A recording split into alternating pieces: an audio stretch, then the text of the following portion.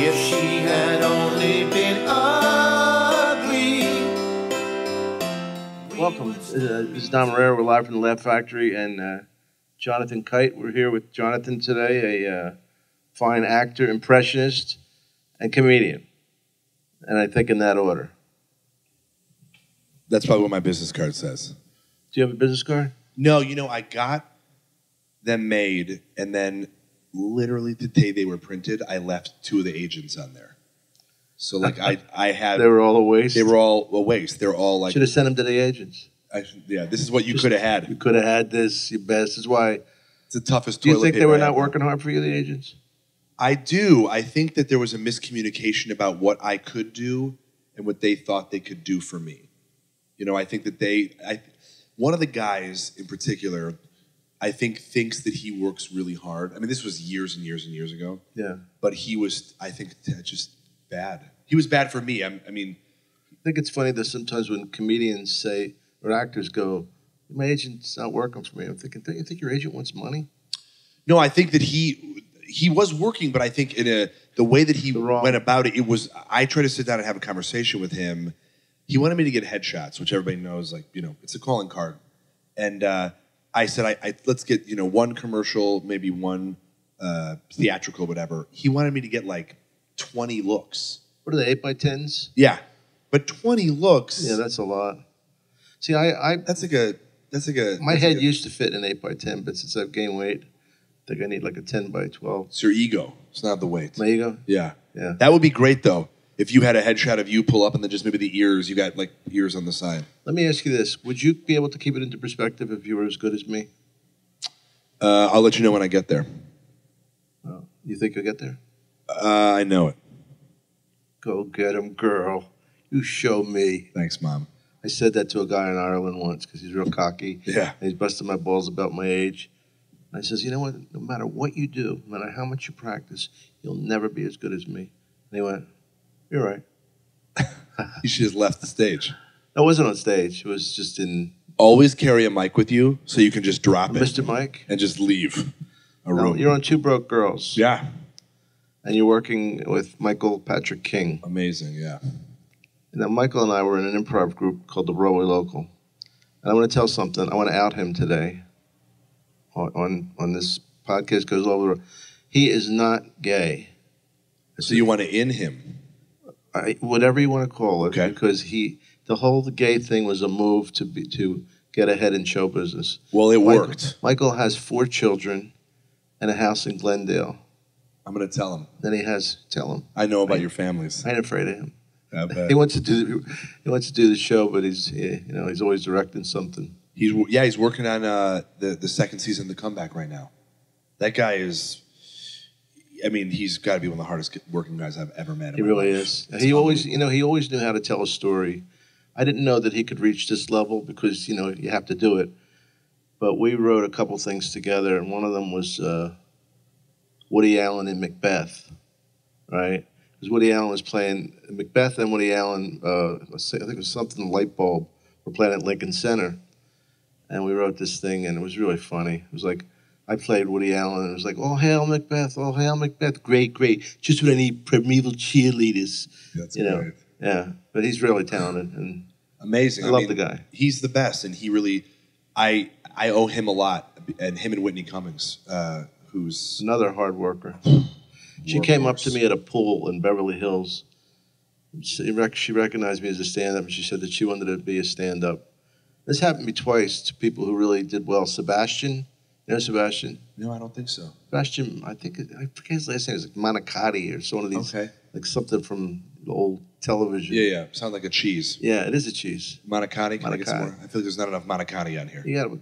And both of them wanted it, because I hear it so much, I'm sure you do. Yeah. I'd like to be a stand-up comedian. Really? Are you funny? Not particularly. Were you funny in high school? No. Yeah. I can see where you're going. I see why you would want to do that. Want to choose I'd like to be a brain surgeon, but my hands shake. Yeah. You met them, she was at a pool? She was at a pool, not in a pool, but at a pool, like at a poolside party. And she told me this, and I thought, I meet so many people that say that she was a pretty girl, and she went to University of Pennsylvania. Yeah. So we have that in common, both, because I lived at the University of Pennsylvania. I could never have gotten in there. I had to go to summer school to get in community college. At that Penn? No, just to get in Philadelphia Community College, I had to go to summer school. That's how stupid I was. That's a great show, though, no? We should write that show. That's a show? Yeah. I had to go to community college? Yeah. But you now. Oh, right. That'd be great. What are you on, CBS? Yeah. Yeah. How's the show doing? Great. I mean, we're lucky. We're just going to start season 4 in about a month or so. We'll go into production in early August. And it's awesome. I mean, the cast, we didn't really know each other before. I mean, honestly, I knew of each other. You know, Garrett Morris on the show, Jennifer Coolidge, right? Kat Dennings, and Beth Bears and Matt Moy, the cast. And we just hit it off at the table read. And it's so nice to come to work every day with people that you know. It's the greatest, isn't it? It's the best. And these people, we love each other, and we really believe in one another, which I think, you know, the business, you know, like you get in stuff where you think, you know, we're having a good time, but this is not going to go anywhere. You know, there's certain projects I've been on, you know. But this one, when we did the pilot, and you never know, you know, you hear about it, the biggest hits ever, and then it never went. And then when we did that pilot, I remember finishing and thinking, if this doesn't go, I have no idea what would go in Hollywood. It was so good. The pilot was so much fun and so funny. Well, I was on a show called Damon. Oh, of course. It was on Fox, and we had just the opposite. I mean, Damon and I are friends, and nobody's been better to me than him. But he fired the showrunners after the pilot, the first episode. It was a nightmare. It was a rudderless ship, you know. I've done shows, and that's the thing, Michael. I don't think people realize this. Not only did he create the show with Whitney, the co-creators, he's the head writer, he's the executive producer, and he's the showrunner. And I always think that's great. He likes to be in charge, Michael. Yeah, but he lets me play Oleg, which I appreciate. He lets you play what? The character that I play. He doesn't also try to play that. Oh, right. But but I love that because if you have a question, you just go to him and you get the answer. That's the final stop. Yeah, that's the best thing about it. I don't have to talk to the suits. Or there's, you know, it goes through all these channels, which I understand that you know, I've been on shows where that has happened, and I think we're not really getting a straight answer from anybody. So it's nice you can just come to him, get the answer, and move forward. Well, he was in an improv team for years with my ex-wife. What was the name of it? King and Mindy. Yeah. And he, you know, they used to fight a lot. So it was great for me because when she'd come home, she was all fought out. So we would have a peaceful time because the two of them used to go out. They wrote a thing called Them, a play, and it was terrific. They both played two women, different. He played a guy in one of the scenes. Scott and Giddle, two Broadway dancers. Scott, Giddle, you know, one of those characters. I'm gonna tell him. I want to see the tapes on this stuff. Oh yeah, I don't think we might have some tape on the Broadway local, but I don't know about Scott and Giddle. Oh, but yeah, they were on Merv Griffin and all this stuff. They did pretty well. Wow. She was the mother of the ugly baby in Seinfeld. Remember that? Jerry the baby. Yeah. She did like 5 episodes. Yeah. Now tell me your background. That was funny last night, by the way. We did stand up last night, and then when you came up and did that black voice. It was great. You were great. That was, you know, I've never done that type of show here before. It's fun, isn't it? It was great, and I think it's fun to talk and be loose and not. The audience wants to get to know. I mean, especially someone like you, they like it. They want to. I mean, to see you and having seen you for years do your thing and be so successful and great at it, to see this different side of you, I just think that's why James Lipton and like the Actors Studio stuff like that is so popular. They want to see the human behind the great storyteller and the entertainer. It's also why podcasts are so popular, too, because they love to hear, you know, just talk like normal people and who happen to have a story and a wit. And, you know, like I was in Ireland and this kid was telling me that, you know, he would drive to work and listen to the podcast or to Joe Rogan's, you know, which I'm on sometimes. Yeah. And, you know, it's kind of cool. It's great. Yeah. But I like when you break the structure. Like when you walk back on stage and just did that one thing. I love that because I don't want them to think we're just in this fucking competition, this endless competition.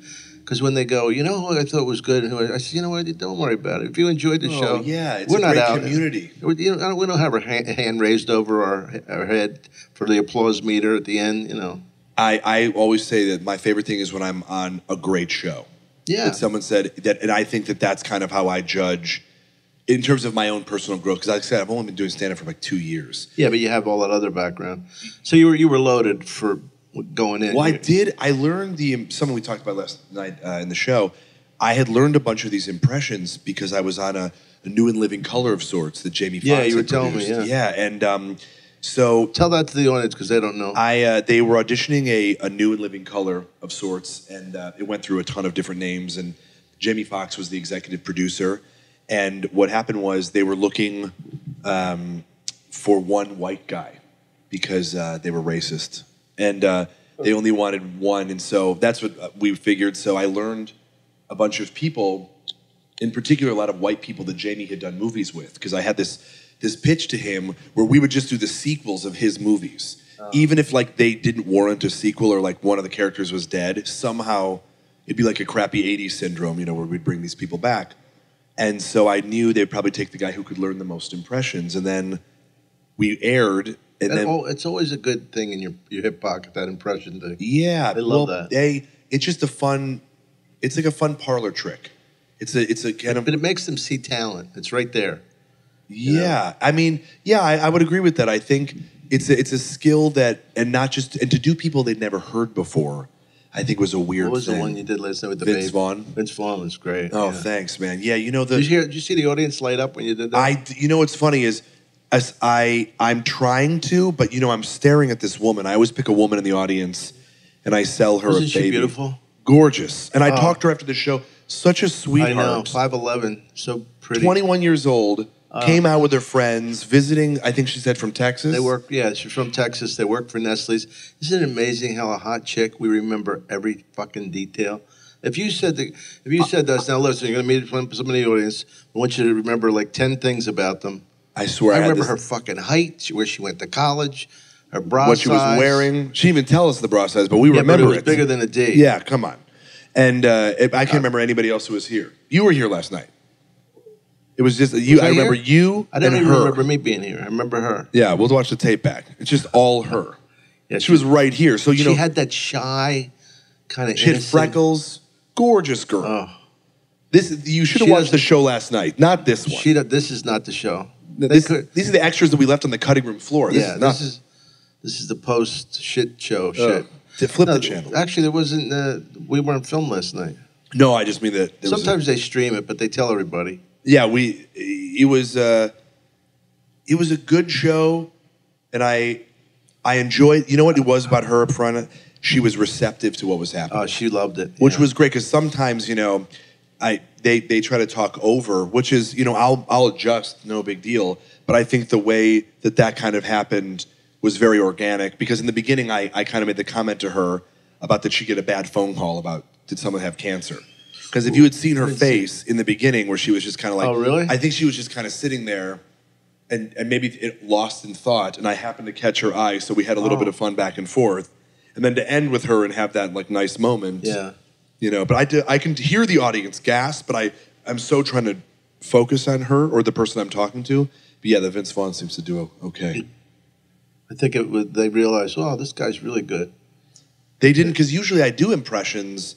But last night, I mean, I've done what I did last night, it's great. It's just to see how the audience is, feel them out. That was fun. Throw some bits in. I was, when I first started out, there was an elitist group who thought that conventional stand-up, Jerry Seinfeld, was the way to go. And that's stand-up, and everything else wasn't. And I always appreciated talent. I don't care if a guy's a guitar actor. If he's good, he's good. Right. I don't care if he's a great juggler. I'm amazed by that. But there was this... Anyway, Eddie Murphy was the one who inadvertently helped me because when the guy at the comic strip signed him, then you could do characters.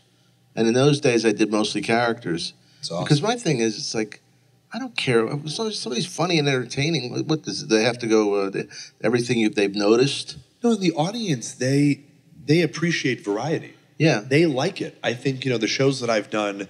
I don't think I've ever done a show here where they put me on with another impressionist, but I think that the audience to have somebody, and last night was such a good example of people who were, Fraser Smith, who's like that old kind of vaudeville guy.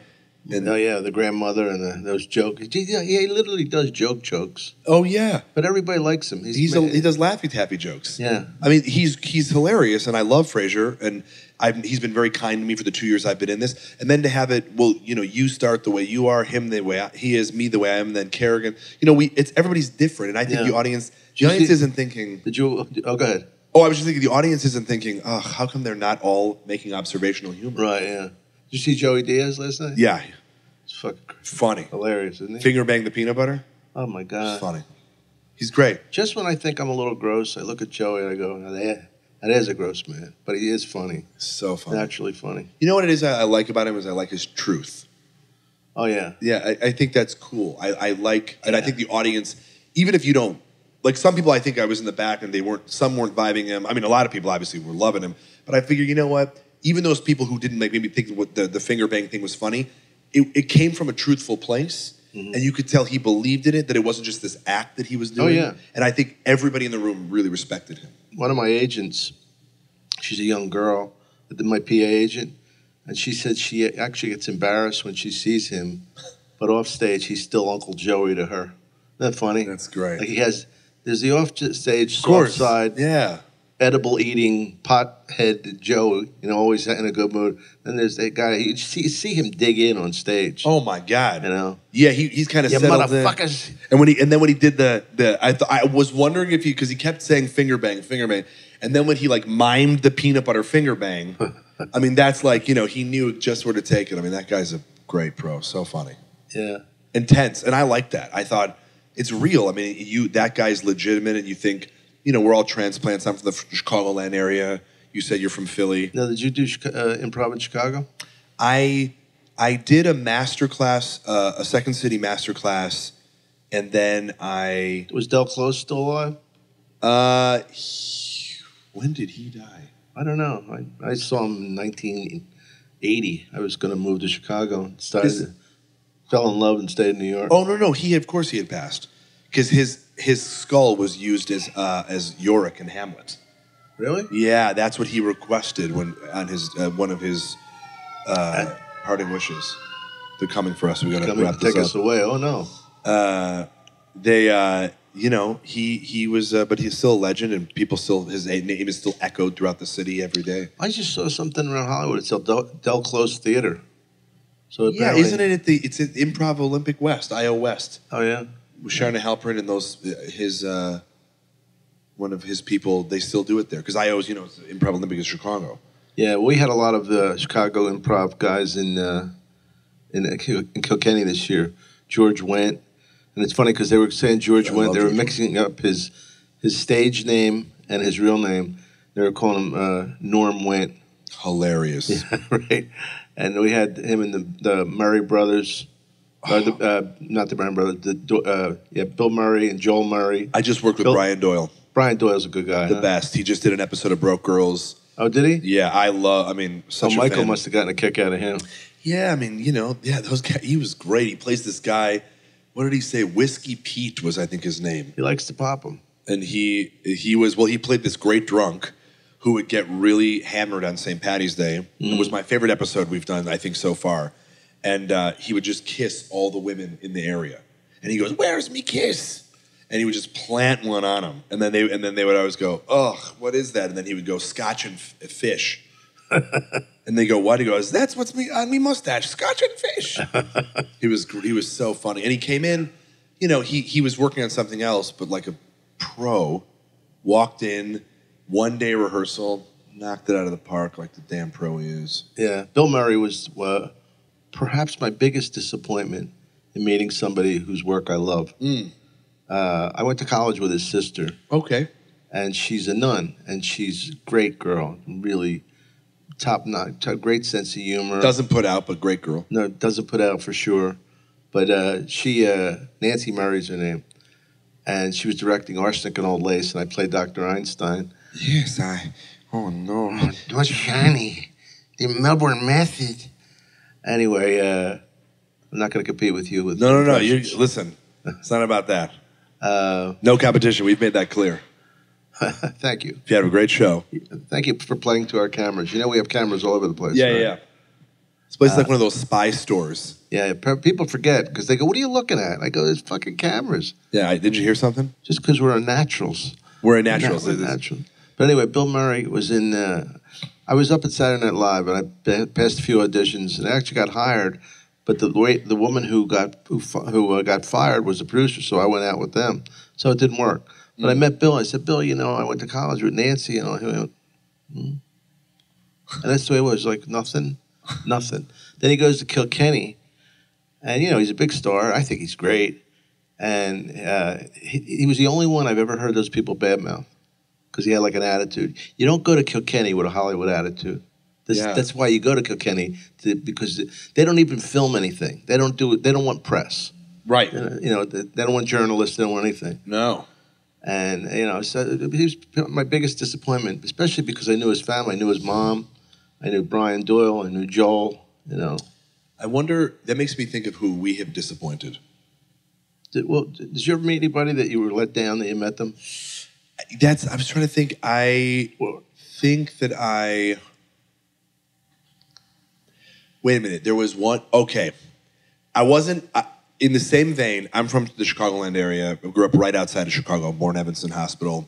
Grew up in Skokie, Illinois. The Chicago Bulls. Skokie, isn't that where they had the Nazi? That is right. That is exactly right. You know us. So proud. You know me.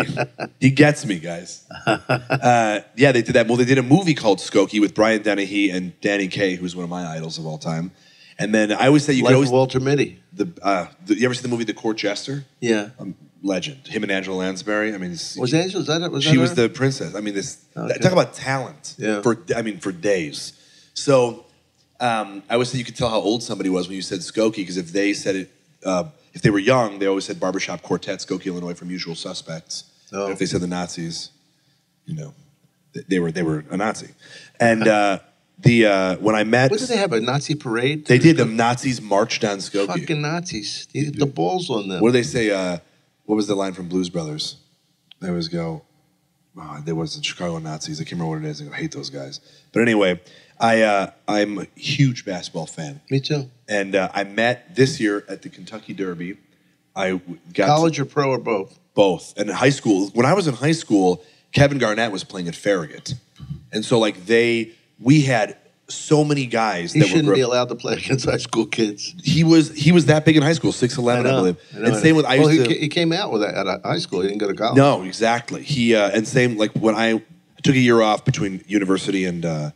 Coming out here, and I followed LeBron James around the country. I saw him play high school ball, and I said it was like Billy Madison playing dodgeball with those children. Because But anyway, I love the Bulls, and my favorite player was Scottie Pippen. I mean, you love Michael Jordan, but I just thought that Scottie Pippen would never get his due. And we were on the red carpet this year at the Derby, and I was very, he was with his wife, and I kind of casually walked up to him and said, "Hey, man, I'm from Chicago, and I'm a huge fan." And he was just very kind of like, "Cool, man," but nothing. Oh, and I just thought, and I think I'm sure a guy like him who's so easily recognizable, but same with Bill, that he probably gets it all the time, but he really, and I just thought, I wish I had more time to talk with him, I guess. Yeah, I mean, Steve Martin was a disappointment too, but not like Bill because I thought we had a relationship, a kinship because of his family. Yeah. I drove his mother to the airport in New York. I love the family. That's what you should have opened with. Yeah, right. But, I'm your mother's valet.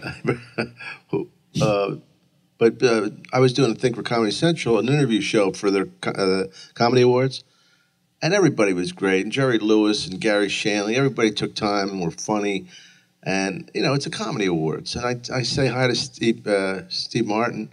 And he just slicked it with me. I'm thinking, your fucking career was predicated with you sticking an arrow through your head. I know how goofy you are. Yeah. You can't give us a smile, hey, something? Tell me you hate me. I don't give a fuck. Hilarious. Yeah. That's it's interesting because we started by saying how you do something on stage and with Joey that, and the way we were last night. It's interesting that people you think, because I've never met Steve Martin, and I've read his autobiography. I enjoy him very much. I'm a huge fan. I still enjoy him. I still enjoy Bill Murray. Oh, I just mean that when you meet them, though, you don't know, because everything that you see from most people, and us too, but this is such a nice opportunity, is so crafted. And not even necessarily by you. Maybe it's by your PR. I mean, maybe it's by the editor of the talk show that you're on, whatever it is. So I always, you never kind of know what you're going to get. Because there's people who I wasn't sure I was going to get anything from, and I was so pleasantly, amazingly surprised and lucky. And I have two friends that made it as movie stars, Bruce Willis and George Clooney. And both of them, I can say, really haven't changed at all. Bruce was in this improv group, the First Amendment, the one that I was in right after me. Yeah. And we've been friends a long time. I don't see him that much anymore. He's married again and all. But Bruce really, he was always that arrogant, funny guy. Yeah. So as a bartender, he was the same as he is as a movie star. And Clooney's just a great guy. And, it's, you figure out of all the people I meet and we've met over the years, some are going to hit it high, and most of them are out of the business. Yeah, of course. But I got to say, the one guy who was exactly like I was hoping he'd be was Tom Hanks. It's the best. Just a fucking great guy, funny and fun and smart. So likable. I've never met him. It's funny. I do the Tom Hanks impression, and I come on. Oh, you did it last night. I did. Yeah, I love it. Give him a little. Well, see, what's funny? After this last night's show, what I'd go. I finished a bottle of whiskey last night. Did you really? So I woke up this morning only being able to do every impression on 10 packs of cigarettes. Did you drink? Did you drink alone? No, I was here. Oh, you drank here? I was amongst an audience. I went to a friend was hosting a party at a bar that was celebrating their 1-year anniversary. About the magician and the girlfriend? Well, that magician guy, I wish he was here just as a visual for you guys. That guy's one of my best friends. The nicest guy. He is a character. He's a great magician. I meant what I said about his girlfriend, that I couldn't look at her after I said that on stage. Gorgeous. She's gorgeous, and I just couldn't, I couldn't casually glance at her. And he didn't say anything. He was very cool, but he's the most chill. It's funny. The only people we're talking about are the two hottest women that were here last night, and my friend who looked like an R. Crumb comic. He's just so interesting. He's so memorable. Well, that little Italian girl was cute too, and so was the redhead. Only women. Apparently, we only performed. Did you remember the redhead was next? That was his friends too. Yeah. They're great. She's beautiful, gorgeous, and that little Italian girl was cute. That's my friend. Yeah. Nadia. Yeah. She was funny. She's very funny. Good personality. Yeah. In a second language.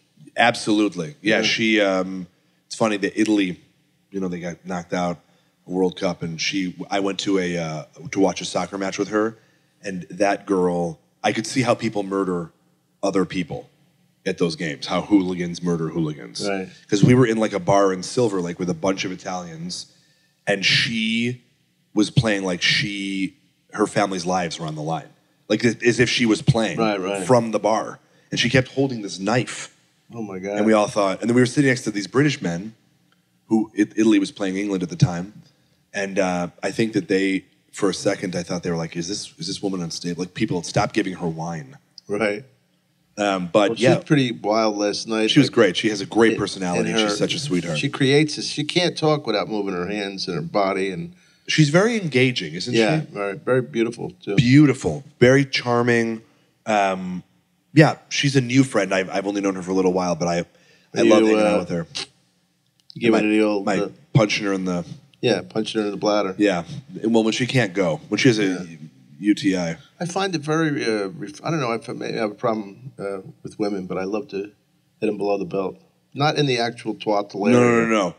You like to loosen up kidney stones. Yeah. You're a doctor. What are we going to do? I'm not a... Dr. Dom. Why don't you think I'm a doctor by now? A professor or You something? should be. The fuck? How many years I got to do it? I was going to say, how long have you... Fucking guys go to medical school for 2 years and then they're doctors. Go to a third world country. You'd be the Surgeon General. Really? So you go. What does it take to get an honorary doctorate? You know what's... Shaquille O'Neal has, I think, 15 of them. So I guess it takes 3 or 4 NBA rings. Does he try too hard or what? He's never going to be as funny as Barkley. Let it go. Shaq, let it go. You're a big goofy guy.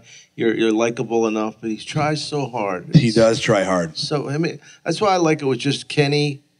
What's the white guy's name? You know what I'm talking about. Yeah, of course. Kenny, Charles, and the white guy. And I want to say Keith, but that's not it. Honky Madison. Yeah. He dresses like Ernie Hudson. Ernie. Oh no, Ernie Hudson is Ernie Hudson's another black guy. It's Ernie. Yeah. People don't remember. You and I only remember hot chicks and black guys. Oh, good black guys. I don't remember that. Yeah, but Charles is. I like Charles because you could tell his attitude was probably the same as it is in broadcasting. I got to meet him in Kenya a few years ago at the Final Four. In where? And down in New Orleans when they did the Final Four. They said Kenya. In Kenya, we were running. We were returning to our roots. People know that I'm from there. I can't imagine Charles running a marathon. Oh. He would. Remember when Dick Bavetta or Dick Bavetta? Bavetta, yeah. Him and they raced. Yeah. And Charles kissed him on the lips. Yeah. That was fucking funny. He's great, but that another thing, I love his truth. He's the way he is on the court, and I was always a huge fan of his. I mean, listen, they played the Bulls, and he was, you think about that. He can't bullshit, that guy. No. That's absolutely right. He took my mother to see Kenny Rogers. Barkley. Hilarious. Yeah. My mother, he came to see me in a club. I did a roast for him. He came to see me in a club in Philly. Him and his beautiful statuesque wife, Maureen. 5'11", blonde, fucking knockout.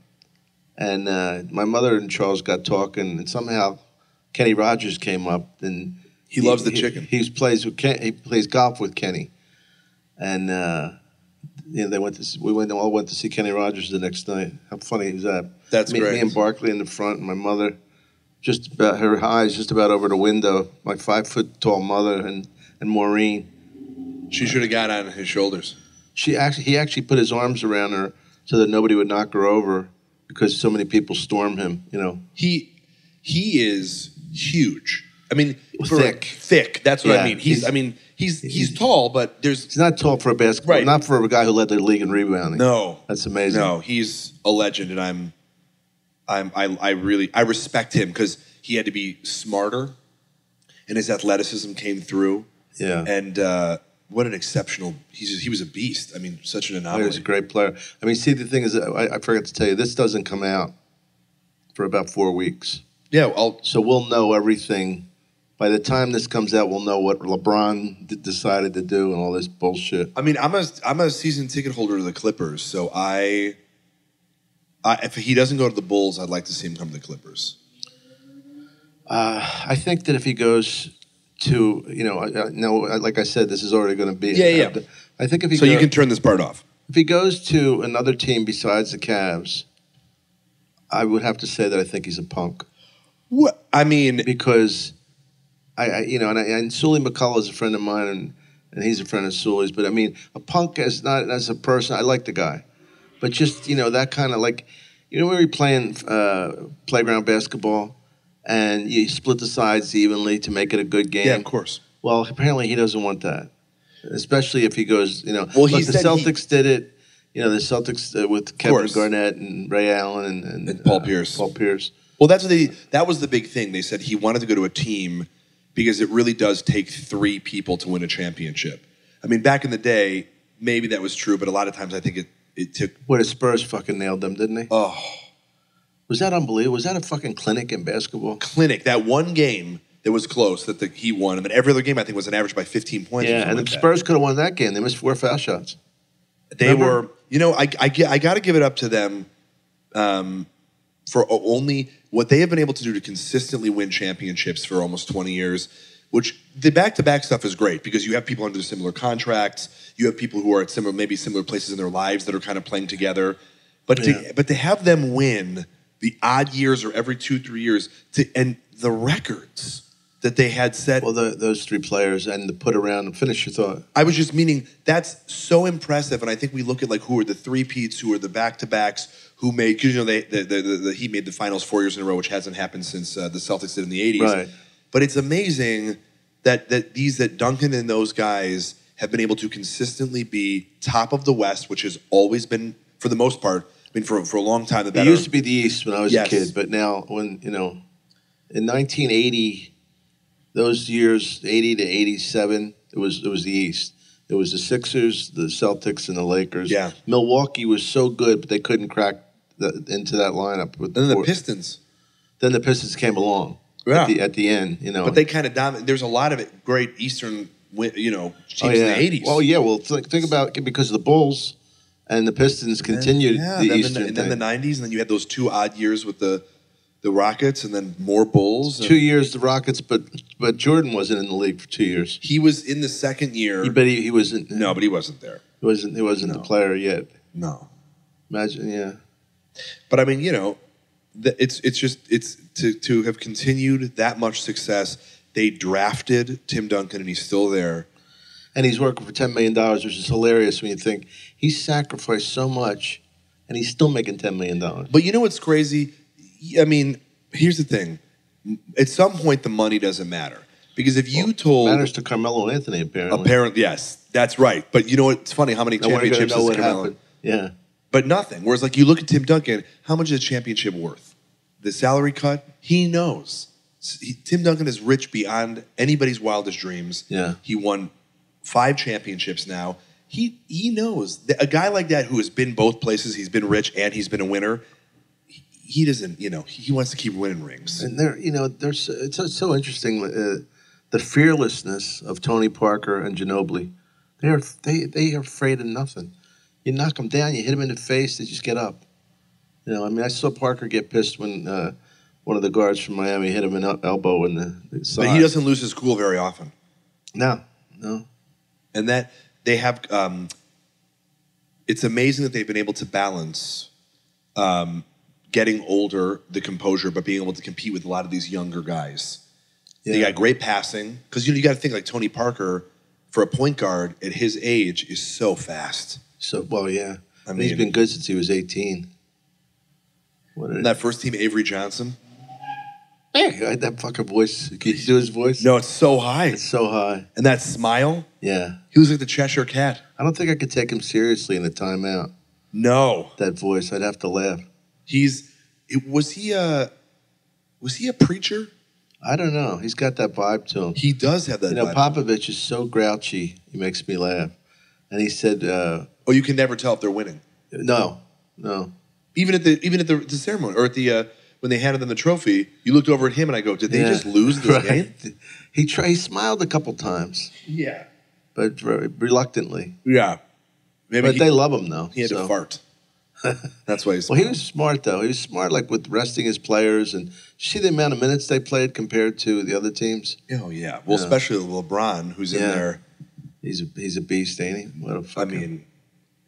he could have been anything. He just decided to play basketball. I wonder what's going to happen. And we don't. It's like watching old newsreel footage. I'm like, I wonder if we're ever going to get out of Vietnam. Yeah, right. By the time this airs. Who do you root for, the Bulls? I'm such a hometown guy. I love the Bulls so much. Yeah. See, I don't have that anymore. I moved around too much. I am whoever entertains me, that's who I root for. Well, I'm like that too, if I'm being honest. My second team, what team I loved was that Kings team. Kings, really? Yeah, the basketball team with Chris Webber, Doug Christie. Oh, that team. I just thought they were... Yeah, they got fucked, didn't they? Yeah, I still know. Kobe knocked Mike Bibby in the face so hard. I know. Never forget that. Yeah, they wanted the Lakers to win. The three-peat. They did. They did. Yeah, they got screwed. I was in Ireland watching that all alone at a bar. They left it open for me. And that was... How many times have you been to Ireland? Shit. Well, 20 years I've been going. Do you go every year? Yeah. I would say 30, 35 times. That's great. I've never been to Ireland. I've wanted to go. Tom Irrera, you cracked me up, lad. For fuck's sake. Don't be my boy. They call me. He's the godfather of Kilkenny, for fuck's sake. You know who Brendan Gleeson is? No. I'm trying to work on... That was the new impression I was trying to work on, but I don't know if people know who he is. Brendan Gleeson is very, very high, very, very curt. He was in The Edge of Tomorrow, that new Tom Cruise movie. He plays like the general that doesn't believe. Does he do the Irish accent? Northern. I could try to do Northern Ireland. No, does he? What's up? Does he have it? Yeah, he does. Yeah, he's very... Doesn't always believe you. It's kind of judgmental about what you're doing. It's kind of really... Well, see, your accent's really good. A lot of Americans think the Irish accent is the, Barry Fitzgerald from the 1940s movies. That nobody ever speaks like that. Oh, it's the way that... Well, the top of the day to you now. Right. Only leprechauns. What if you married in a position? That would be like Italian guys going, hey, what the fuck? Hey. Or Cuban guys going, what the fuck are you talking about? Yo, cockroach. Yo, cockroach. I go, You're fucking surrounded. Home, It's the best. that was a great scene. Incredible scene. But no one else in the movie who's from Cuba talks like that. He's the only You know how guy. he got to talk like that, Pacino? He saw De Niro's mouth one day. Angel Salazar. Do you know who he is? Yeah, I've heard that name. Okay, Angel, check it out. He's a little guy. He has a boombox. Boombox, how fucking old is that? He comes out, check it out. And Angel was in the movie Scarface, and he taught Pacino the accent, the Cuban accent. But he went way over the top, and I've never heard a Cuban do that. He looks like a fish who's waiting for food. Yeah. Yeah, the music, by the way, in that movie, unbelievable. Yeah, yeah. It was brutal, though. I mean, it was so fucking violent. It was almost like a comic strip. Yeah, it was like Kill Bill. Yeah. Which is, obviously, it's intentional. But, Right. But yeah, there's so much. That last scene, Did spoiler alert. Did you ever have an impression that you couldn't really master? Yeah, I mean, I tried to do Gilbert Godfrey, not the comedian Godfrey. Oh, you could do Gilbert Godfrey. What's interesting, though? His voices, and as I get older and drink more, it's hard. He actually is a really... Well, you know him. I mean, I was in Africa recently. Boy, it's all black now. Yeah. But my voice... Is that anything going No, it on? is. And your pitch is so much better than mine. Mine is like, what? It's not... I can't get it up there high enough. 'cause my Elon voice is Gold. so- Elon Gold does a great Gilbert. You know him? He does do a great Gilbert. He does a great Gilbert. Elon Gold does a great Howard Stern. Does he? Yeah. Yeah. He's got the voice for it. Howard's got a very deep, resonant voice. He does. I try to do Howard Stern. I sound like Bill O'Reilly because I don't. I do Bill O'Reilly, and then I auditioned the other day to play Howard Stern in this new cartoon. They wanted like a voice match, and I was like, oh man, I'm like, is there a possibility they'll change it to Bill O'Reilly after hearing my impression of it? Any chance? Bill O'Reilly is pretty famous. I was on a cartoon once, and these guys were so fucking good. The professional guys. Amazing. Like I was we had Malcolm McDowell, James Avery, who's the one who played Darth Vader, James Earl Jones, some really good, heavies. We had these other guys, a guy named Maurice LaMarche. Maurice LaMarche, I know him. You know him? He's a great guy. Yeah, but I mean, what a fucking pro. What a pro. And he, I remember saying, the cartoon, it never went. We did 21 and out, so we still did 21 episodes. And I had real high voice. I was a spider monkey. I was a monkey named Spydor, Spydor, because we weren't allowed to use spider, the regular spider, because of Spider-Man, right? They now own that arachnid. Yeah, they own it. But I remember they would say, do an Orson Welles to Maurice, and he'd go, well, do you want like a 30-year-old Orson Welles or a 50-year-old? No, he is nuts. Is that fucking incredible? I do animated stuff too. I do Black Dynamite, the animated series, and Isn't that great? Isn't it fun? the most fun. It's so good. And the thing about it with the guys with Maurice, who was on Futurama, which is one of my favorite shows. Mike Rowe does that, doesn't he? Mike Rowe? I've never met Mike Rowe. Or maybe he's one of the writers, I think. That show had like Billy West. I remember Billy. Yeah. And Maurice, and it's amazing because those guys have been doing it, like their MO, and obviously they've done a lot of on-camera stuff too. But what helped me was just practicing doing it. So like guys like that who do it all the time. This is Futurama? When I do Black Dynamite, I'm saying when I got on there, the best thing for me to do was just to get in the booth. And then you realize when you have to come back to do another episode, you're exponentially better than you used to be. Yeah. Because of just practice. I got a part in a movie called Back at the Barnyard. And it was the same day that I called. I didn't know it was the president's wife, a cunt, right? The president of the company, that my agency, that we had the auditions at the agency. Yeah. And he was the president of and obviously the top agent. And she was a cunt, but I called her a cunt. And they said, you got to apologize. I'll never apologize.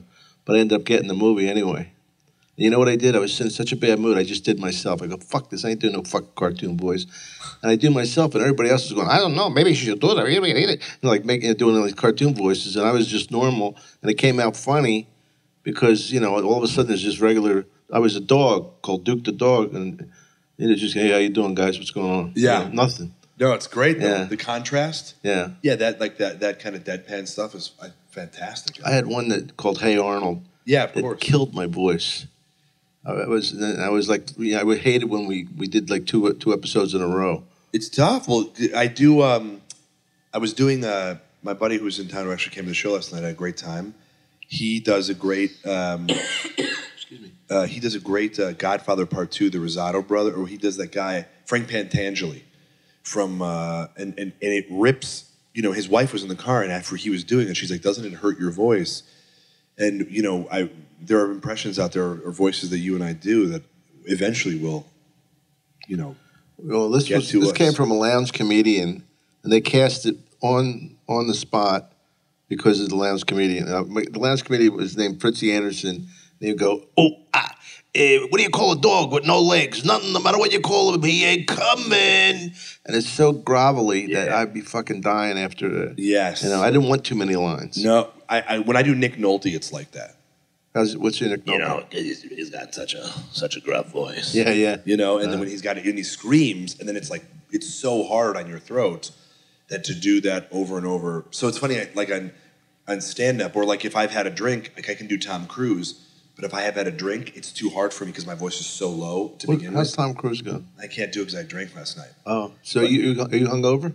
No, I don't get hungover, which is probably that's terrible. It is terrible. It's good in a way, but bad. Long run, it's probably bad. You don't get hungover. I get so fucking nervous and shit the next day. Dizzy, nervous. I can't eat. Was it always like that? Yeah. Yeah, I could never. Now I drink hard stuff. Before I used to get hungover on beer and wine. Wine I've graduated. Yeah, I haven't had a. Welcome to my graduation. If you can hear that, that's a ghost. People were here from graduations last night, weren't they? Those 18-year-old kids. Really? Oh, those guys. Yeah. They were cute. Those kids. They were like. This is like the youngest? There were so many young kids here last night, which is funny. Yeah, they were allowed to come in with their parents. Is that who that guy was in the hat? Yeah. That's so funny. Yeah, I think Kerrigan said Jerry Sandusky. Oh, right. But it's I just thought, because like that guy was alone, this guy right here, and then this guy, I didn't really notice him, but yeah, I think after a while my eyes started drifting back and thought, who's this older guy hanging out with those kids? No, he was the father. He wasn't a perv. The white van, Boys and Girls Club. He clubs you and pulls you in the van. Did you see the 4 Indian girls? How pretty they were? From Canada. Yeah. That's the first thing I said about the American school system, how junky it is. And I said, you guys get it because you're from Canada. I said the word alopecia, and nobody knew what it was. Alopecia? Yeah, I said this crowd looks like it has alopecia. What is that? Because it was like sporadically balding, like there was just like, people here, and here. But those were they that's a rough reference. Yeah, I had to say goodbye. I say that joke and I walk off stage. It's a short set. Wait, were they at a bachelorette party or what did? No, I think they said they came here for leisure. Oh, they were the leisure people, yeah. Yeah. Which is a very funny word to use. Leisure. About coming to L.A. That's it. Those were Americans. They say leisure or leisure? No, they said leisure. Oh. But I just thought, how could they have sounded douchier? Oh, right. We have a leisure. Yeah, I really. Did you see they had 2 bottles of wine? Did they? Great. If you're going to come to a comedy club, you need to polish off a bottle of wine. I didn't know you were a big drinker. It's good to meet you, man. I can't believe that we really never met. We didn't really know each other. I remember I met you at Greenblatt's next door. I was with a buddy and you were leaving. And that was I think we just, casually said hello to and introduced you. How small a world is it, though, that you're in Michael's show? Amazing. I'll tell you this, though, about drinking. I don't drink that much when we're in production, if I'm being honest. I think now that we're like on the break, I think it's like we go out. I see my friends, which I don't get to hang out with. When do you start shooting again? August 6th. Yeah, Michael called me about. Somebody called me about doing an episode, but I was on the road. You got to come do an episode. You'd be great. And Brittany's who Ian's not writing there anymore. If you're hearing this, Ian, no, Ian is not writing with us anymore. I love Ian. I try to get him to stay. Oh God, I love his He's such a great writer. Incredible writer. Great stand-up writer. Fucking makes me laugh. So friendly. Oh, he's a warm guy. Such a good dude. Yeah. He is not. I don't know if I haven't heard. Who did you say Brittany Murphy was? Morgan Murphy. Oh, Morgan. Brittany Murphy is deceased. Oh, right. And she still will be when this airs. She was in the Clueless. Pizza. She was in the pizza movie with. I forget. That was the first time I ever saw. Mystic Pizza. Mystic Pizza. I think she was in that. The pizza movie. I'm like, was there a movie about the Noid or Little Caesar? God. And then Laura Keitlinger has worked on the show. I don't know if she'll be back. I think we're getting a lot of new writers this year. We won't know until Is we Michael meet them. Ruff on them? I don't know. I think that we're pretty. Their writers' room and their kind of they have these awesome little bungalows, but they're away from us. Where do you shoot? Warner Brothers. It's great. You live around here? I live by the Grove. Okay, so that's not bad. No, it's a 15-minute drive. My nightmare was to get a series, but it was at Culver City. I had that conversation with somebody the other day. They shoot that show in Torrance. Fuck, I got it? Oh, no. Oh, no. I had a summer replacement series. Hopefully it's not recurring, right? Oh, it's a series regular? No. Tell them I can't do it. I had a series, a summer series in Valencia. And it was supposed to take place in the winter. So we had to wear coats and hats and shit. In 100-degree weather, it was fucking horrible. And for whatever reason, they just had heating lamps everywhere. Yeah. For whatever reason. Isn't that the funniest thing in LA, though? I said, if there ever is a great LA fire, it will be because some asshole wanted a heating lamp on in 85-degree weather. Right. I was at a bar the other night on the patio. I mean, this is me going to the post office or going out, whatever. And I'm like, it's 80. It was very crisp night out, 80 degrees though. The heating lamps were all on in the patio, and I was like, I can't be at this bar anymore. I can't believe people are such pussies out here about the weather too. It's crazy. They don't understand. They go, oh, it's fucking freezing. I go, first of all, it's not freezing. It's 70 degrees, but you have a tank top on. Yeah, and flip flops. Yeah, what the fuck? Yeah, know that you have an issue with cold, and you deal with it. Not everybody else deal with it. Now let me ask, do you have any stand-up dates to plug? No, because I don't. I wish I did. How about your Twitter? Yeah, at JB Kite, Kite, at JB Kite. And then Is Kite your real name? Yeah. Well, my family came over many generations ago to Ellis Island, and they shortened the name. Yeah, that's what my ex-wife's name. Her name was Mendelovich, so it went from a Jewish name to Mendy, which is kind of like Spanish. Yeah. Did she look Spanish? She could pass. Yeah, for me, people don't know where I'm from. I mean, they don't know what my ethnic background is. No, I wouldn't know. Which I always think is good. I like Ben Kingsley's like that. I really like that about him. I would guess that you were Irish. I'll take it. If I had to guess. That's what. My mother is Danish and Norwegian, and my father is Georgian and Romanian. Is your mother Jewish? No. I was converted as a child, as a wee lad. Your father's Jewish? He was. He's an atheist. So you don't go to temple? No, but I was in a Jewish youth group. Does that count? Israel. I've been to Israel. Does that count? It's something. It's somewhat Jewish. It's Jewish. Jewish. Yeah, it's enough to go. Mother's Norwegian? Norwegian and Danish. Blonde hair, blue eyes, yeah. She must be hot. Beautiful. Looks like, remember Haley Mills from The Parent Trap? Yeah. That's what she looks like. Wow. Sweet woman. These are things you have to be careful with, these subjects like this. I have a joke about, talking about somebody's mother, if she's hot. Yeah. I saw a friend of mine's kid the other day, and she's 18 now. But when she was like 15, she was starting to develop.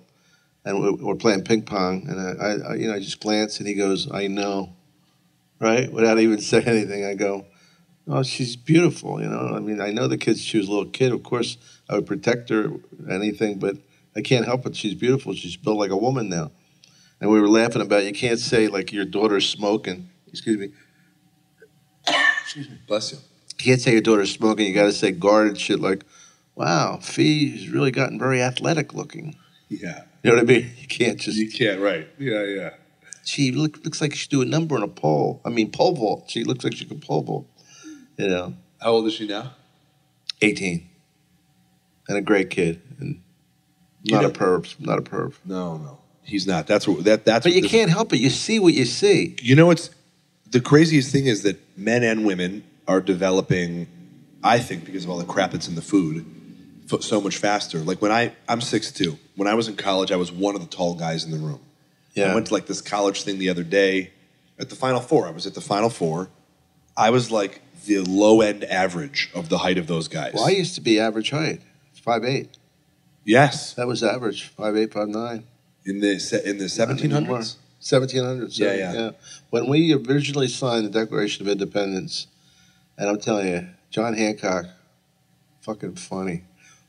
I mean, really funny. Like Not that tall. No. Funny. What was one of the cartoons had a thing about, instead of Hancock, they called it something penis, penis Paul or something. Was it Family Guy? I think it was Family Guy. Yeah, I love that show. That's a great show. Did you ever see the one where the guy goes in to buy liquor in Texas? And there's a gun on the counter. He goes, "What's the gun for?" He goes, "Well, when you're in Texas, if you buy liquor, you get a free gun." Yeah. What a fucking great line. That's great. That show is, it's amazing.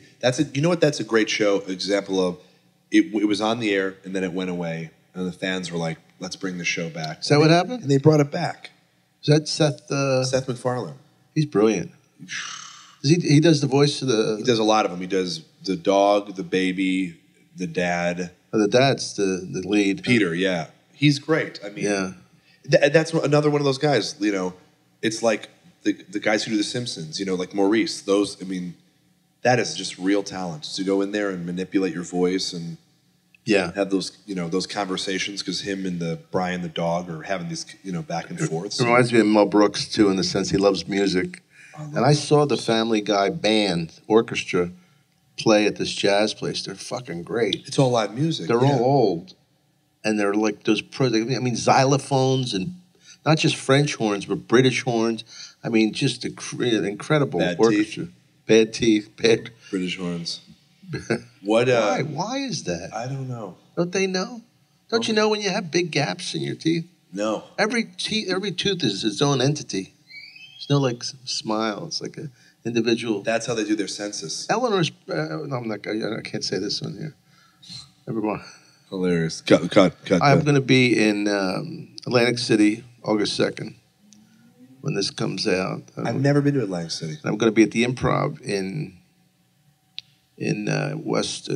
Hollywood, Florida, the Hard Rock Improv. Just want to let you know. I'm not plugging that. I'm just telling you where I'm see if I can make it. If you're in the neighborhood, I'll get you. You know what I'll do? I'll get you twofers. Let me explain the concept of twofers. You pay for one ticket, full price. Yeah. But you get the other one scot-free. Okay. And how many drink minimum? It would be 4 drink minimum Per ticket. per ticket. So the drinks are You have to get over the legal limit, or we don't consider you having a good time. Oh yeah, you got to get good. I think you can do it. I didn't even, were you drinking last night when you came No, up? I never drink when I'm working ever. No. So you started afterwards. Yeah, I went to. I just went out with some buddies. Buddies were in from out of town, and man, this fly is the third member. Sorry, no, we're this fly's almost out looking of for a here. mic. Motherfucker. I just went out with some buddies and who I hadn't seen in a minute, and it was fun, man. It was really fun. I thought that redhead was beautiful. Gorgeous. Fucking knockout. Here he is. Back to chicks again. It never stops. No, that back to chicks with Dom and John. Dom and John show. Welcome. Goodbye. Who should be Dom Johnson? That should be the. How was that not the name of the show? Dom Johnson. Thank you for coming. Thank you so much for having me. I had a wonderful It was a time with you blast, last my night too. Oh, yeah, Thank you me for too. We'll everything. do it again. Yeah, I would love that, man. Thank you. Jonathan Kite, thank you. See you next time. Stay tuned. Dom Irrera, live from the Laugh Factory. Brr, brr, brr, brr.